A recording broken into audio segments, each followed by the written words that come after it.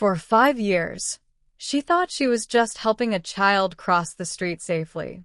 In reality, she was watching him walk home to nothing. Margaret Thompson had been working as a school crossing guard at Lincoln Elementary for 5 years, standing at the same corner every morning and afternoon, helping children safely cross the busy intersection. She knew most of the kids by sight, the chatty ones who always had stories to tell, the shy ones who just smiled and waved, and the hurried ones whose parents waited anxiously in cars. But there was one child who had captured her attention from the very beginning, not because he was particularly outgoing or remarkable, but because he was always, invariably, completely alone. The boy appeared to be around 8 years old, with dark hair that was always neatly combed and clothes that were clean but showed signs of being worn repeatedly. He carried the same blue backpack every day, carefully packed and properly zipped, and he always walked with purpose and determination that seemed unusual for someone his age. What struck Margaret most was his routine.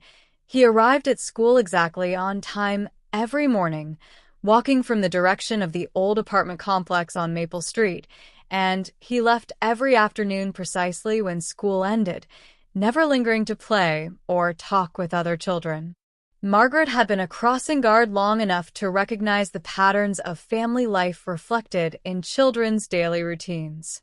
Some kids were dropped off by rushed parents grabbing coffee on their way to work. Others were picked up by grandparents who arrived early and waited patiently.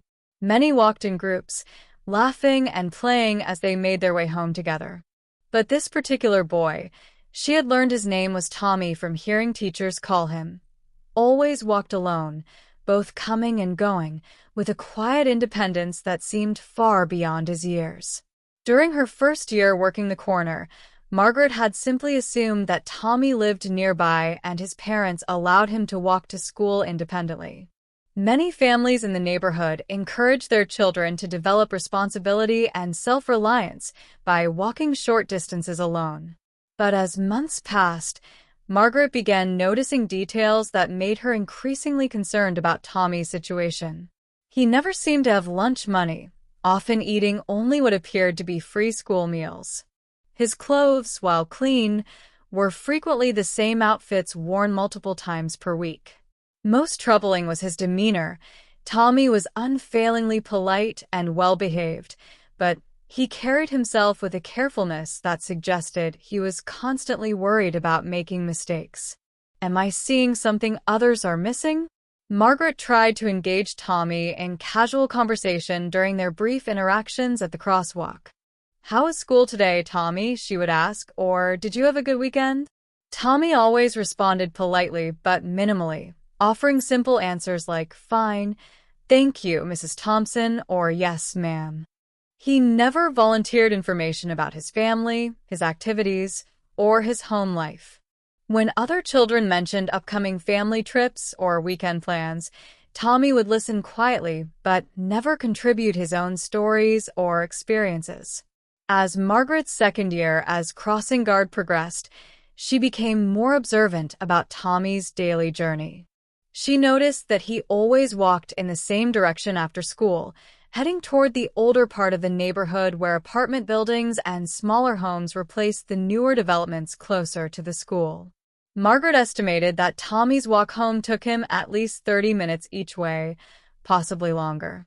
For an 8-year-old child to make this journey twice daily, regardless of weather conditions, seemed unusual and potentially concerning. During particularly harsh weather, heavy rain, snow, or extreme cold, Margaret watched other children being picked up by parents who didn't want them walking in dangerous conditions. But Tommy continued his routine regardless of weather, sometimes arriving at school soaked from rain or shivering from cold. Margaret began keeping extra snacks and occasionally a warm drink in her crossing guard station, offering them to Tommy during especially difficult weather days. He always accepted gratefully, but never asked for help or indicated that he needed additional support. Was this child taking care of himself more than he should? Margaret's concern deepened during her third year when she realized that Tommy had never missed a single day of school in all the time she had been observing him. Perfect attendance might seem admirable, but Margaret knew from experience that children occasionally stayed home due to illness, family emergencies, or other circumstances. Tommy's unwavering presence at school every single day suggested either exceptional health and stability, or possibly that school was the most reliable and safe part of his daily routine. One afternoon in late autumn, Margaret witnessed an interaction that crystallized her growing worries about Tommy's home situation. A group of children were discussing their plans for Thanksgiving break, excitedly talking about visiting relatives, traveling, or having family gatherings. When one child asked Tommy about his Thanksgiving plans, the boy paused for a long moment before saying, "My family doesn't really celebrate holidays the same way." The response was delivered with a kind of careful diplomacy that suggested Tommy had learned to deflect personal questions without appearing rude or drawing attention to himself. After this conversation, Margaret began paying even closer attention to Tommy's behavior around holidays and school breaks. She noticed that while other children seemed energized and excited about upcoming time off from school, Tommy appeared more subdued and anxious as breaks approached. During the week leading up to Christmas vacation, Tommy seemed particularly quiet and withdrawn, as if the prospect of extended time away from school was more worrying than enjoyable for him. Margaret started arriving at her crossing guard post a few minutes early and staying a few minutes late, hoping to observe more of Tommy's routine and possibly gain insight into his home situation. She noticed that Tommy's morning arrival time varied slightly. Sometimes he appeared rushed and slightly out of breath, as if he had been hurrying to make it to school on time. Other mornings he arrived with time to spare, walking slowly and deliberately. Margaret wondered if these variations reflected different circumstances at home or simply natural variations in a child's morning routine. The turning point in Margaret's observation of Tommy came during her fourth year as crossing guard, on a particularly cold February afternoon. As Margaret helped children cross the street after school dismissal, she watched Tommy begin his usual solitary walk home. Something about his posture and pace that day seemed different, more hesitant, more uncertain than his typical purposeful stride. Margaret found herself wondering, not for the first time, what exactly Tommy was walking home to each day. That afternoon, Margaret made a decision that would change everything she thought she knew about Tommy's life. Instead of immediately leaving her post when her shift ended, Margaret decided to follow Tommy's route at a distance, telling herself she just wanted to better understand the neighborhood where some of her school children lived. Margaret had no way of knowing that what she would discover would challenge everything she believed about family, survival, and the extraordinary lengths a child might go to protect himself. And that day, she decided to follow him. Margaret stayed far enough behind Tommy to avoid being noticed, watching as he made his way through the residential neighborhoods surrounding Lincoln Elementary. She expected his journey to end at one of the apartment complexes or houses along the route, with Tommy being greeted by a parent or caregiver who had been waiting for him to return from school.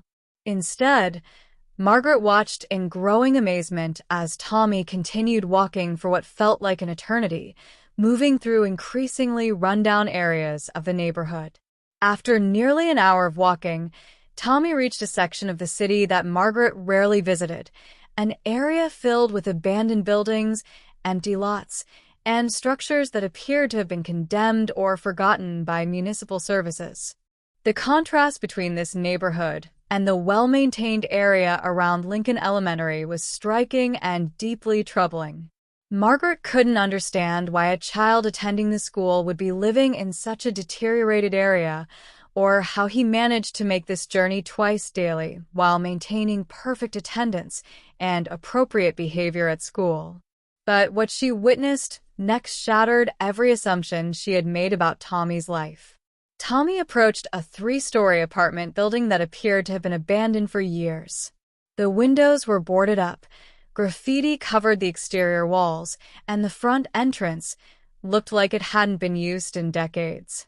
Margaret expected Tommy to continue past this obviously uninhabitable building toward whatever residence he actually called home.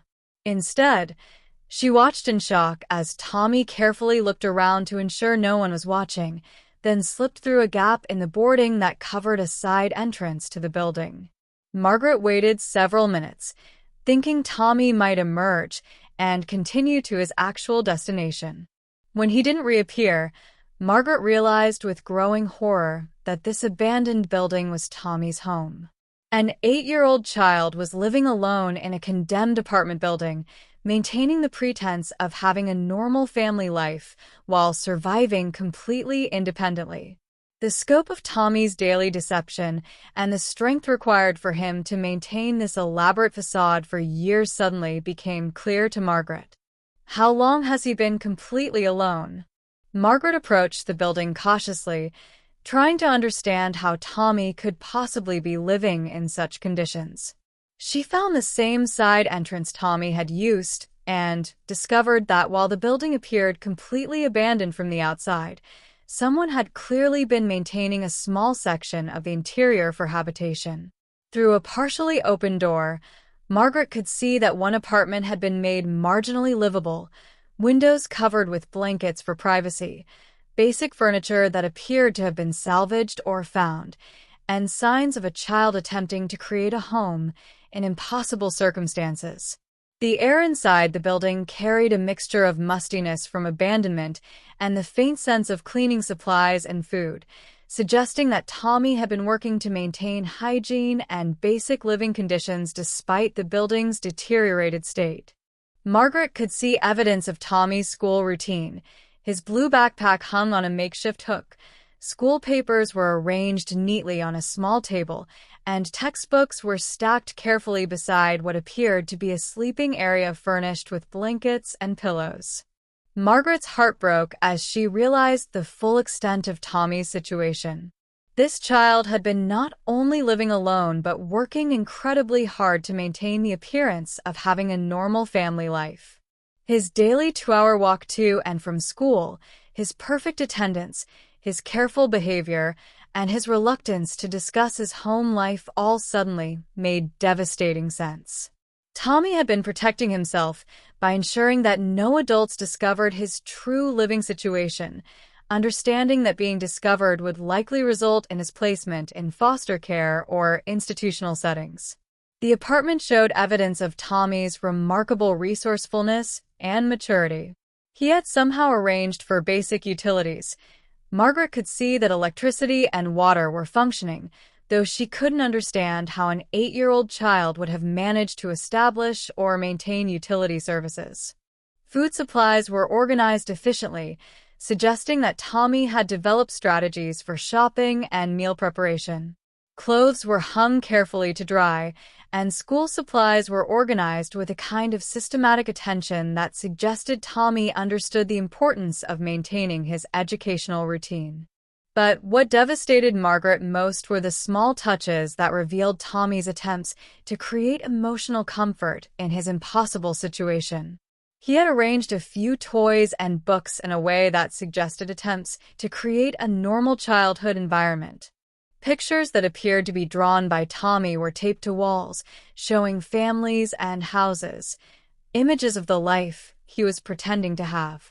A calendar was marked with school days and holidays, suggesting that Tommy was carefully tracking time and maintaining awareness of external schedules and expectations. As Margaret continued to observe the apartment, she heard footsteps and realized that Tommy was moving around inside. Margaret quickly moved away from the entrance, not wanting to confront Tommy immediately, but needing time to process what she had discovered and determine the best way to help him. Margaret understood that approaching Tommy directly might cause him to flee or become defensive, potentially making his situation even more dangerous. Margaret walked back toward her own neighborhood, her mind reeling from the discovery of Tommy's living situation. She realized that for years, she had been witnessing an extraordinary example of childhood resilience and survival, but also a situation that was ultimately unsustainable and potentially dangerous for Tommy. The child needed adult support and intervention, but Margaret also understood that Tommy's elaborate system of self-protection suggested he had reasons for avoiding official attention. That evening, Margaret researched Tommy's situation more thoroughly, trying to understand how a child could end up living independently and what resources might be available to help him. Margaret learned about the complex issues surrounding homeless children, runaways, and young people who fall through cracks in social service systems. She discovered that Tommy's situation, while extreme, was not entirely unique. Some children do develop elaborate strategies for avoiding detection while living in precarious circumstances. Margaret spent the weekend developing a plan for how to approach Tommy and offer help without triggering his defensive mechanisms or causing him to disappear entirely. She understood that Tommy had been successfully managing his situation for years, suggesting both remarkable capability and deep fear of alternatives. Margaret needed to find a way to convince Tommy that accepting help would improve rather than threaten his stability and safety. On Monday morning, Margaret watched Tommy arrive at school with new eyes, seeing his daily routine as the remarkable achievement it truly was. Tommy's perfect attendance, appropriate behavior, and academic performance represented not just personal responsibility, but extraordinary determination to maintain his education and development despite impossible circumstances. Margaret realized that Tommy's quiet politeness and careful behavior reflected not just good manners, but survival strategies developed by a child who understood that drawing attention to himself could have devastating consequences. But what Margaret would discover about Tommy's past would be even more heartbreaking. Margaret's careful approach to helping Tommy began with small gestures designed to build trust without triggering his defensive instincts. She started offering him extra snacks more frequently, saying she had packed too much lunch, and she began engaging him in slightly longer conversations about school subjects rather than personal topics. Margaret wanted Tommy to understand that she was a safe adult who cared about his well-being without immediately confronting him about his living situation. After a week of these gentle interactions, Margaret decided to speak with Tommy directly. One afternoon, as Tommy prepared to begin his long walk home, Margaret approached him carefully. "Tommy, I've noticed you walk a very long way to get home every day. I live not too far from here, and I'd be happy to give you a ride if that would be helpful." Tommy's immediate response was polite but firm. "Thank you, Mrs. Thompson, but my family expects me to walk. They think it's good exercise and responsibility." Margaret realized that Tommy had prepared responses for adults who might question his routine, and she understood that directly challenging his explanations might cause him to become more guarded or even change schools to avoid scrutiny. Instead, Margaret decided to focus on building a relationship that would eventually allow Tommy to trust her with the truth about his situation. Over the following weeks, Margaret learned more about Tommy's remarkable survival strategies through careful conversation and observation. Tommy had been living independently for over 2 years, since he was 6 years old, after his grandmother, who had been caring for him, passed away. Rather than entering the foster care system, Tommy had developed an elaborate plan to continue living in his grandmother's apartment building, even after it was condemned and other residents moved out. Tommy explained to Margaret that he had learned to access basic utilities by understanding how building systems worked, and he supplemented his resources by collecting returnable bottles and cans, doing small jobs for neighborhood businesses, and occasionally finding useful items that others had discarded. His perfect school attendance was part of his survival strategy. School provided reliable meals, access to bathroom facilities, and a warm, safe environment during the day. Most remarkably, Tommy had been forging documents and maintaining the pretense of having adult guardians by intercepting mail, creating fake signatures on school forms, and carefully managing any situations that required parental contact. He had developed an understanding of bureaucratic systems that allowed him to navigate requirements without triggering investigations into his actual living situation. Margaret contacted Child Protective Services, but she worked carefully with social workers to ensure that Tommy's transition to appropriate care would be handled sensitively and with respect for his remarkable capabilities and independence.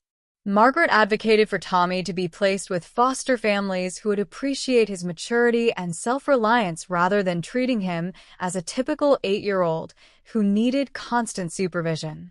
During the transition process, Tommy initially resisted accepting help, fearing that adults would not understand his need for independence and would place him in restrictive environments that felt less safe than his self-created home.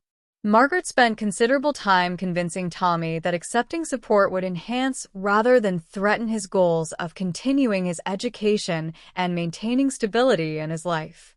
Tommy was eventually placed with the Rodriguez family, foster parents who specialized in caring for children who had experienced unusual circumstances and needed environments that supported their development while respecting their independence. Tommy continued attending Lincoln Elementary, and Margaret was able to maintain her relationship with him as a school crossing guard and mentor. The Rodriguez family was amazed by Tommy's self-sufficiency and academic abilities, and they worked to provide him with security and support while encouraging his remarkable resilience and problem-solving skills. Tommy gradually learned to accept help while maintaining the independence and responsibility that had enabled him to survive his impossible circumstances. Margaret received recognition from the school district and social services for her role in discovering Tommy's situation and advocating for his welfare. More importantly, Margaret's relationship with Tommy became a model for how adults can support children who have developed survival strategies that, while remarkable, ultimately need enhancement through appropriate care and resources. Tommy thrived in his foster placement and eventually was adopted by the Rodriguez family. He maintained his perfect attendance record and academic excellence, and he developed interests in architecture and urban planning, inspired by his experiences understanding how buildings and systems work. Tommy's story became an example of childhood resilience and the importance of adult observation and intervention in protecting vulnerable young people. Years later, Tommy credits Margaret with saving his life not just by discovering his situation, but by approaching him with respect for his capabilities and understanding of his fears. Margaret learned that sometimes protecting children requires recognizing their strength while providing the support they need to build on that strength safely. If you were in Margaret's position and noticed a child who seemed too independent, too careful, too perfect, would you look closer or assume everything was fine?